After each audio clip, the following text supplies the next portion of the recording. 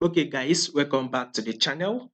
Now to those of you that are yet to subscribe guys, make sure you click on the subscribe button. If you are yet to be a subscriber or if you are new to this channel, make sure you subscribe to this channel so you can give you guys more updates. Like, make your comments and also share. Also follow us on Telegram if you are yet to follow us on Telegram, because we'll be putting out one or two information that would be useful for you there. The link to the Telegram channel will be in the comment section. So go to the comment section, find the link and follow us on Telegram. Now, this will be a quick analysis on GBP JPY. So if you've not watched my previous video on GBP JPY, I will advise you to go and watch so you will understand what we are expecting.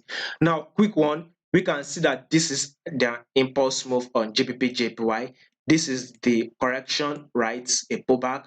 This is the impulse move here. This is the pullback, right?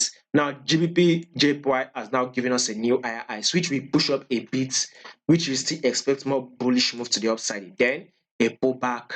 We all know the simple price action, right?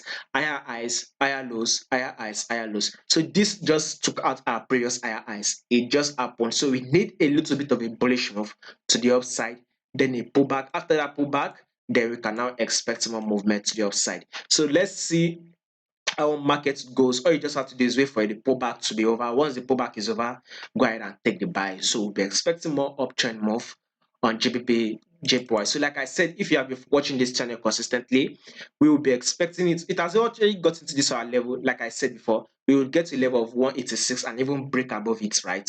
So we've not gotten to the peak yet, but we will get to a level of 186. So let's say our target will be about 187 next.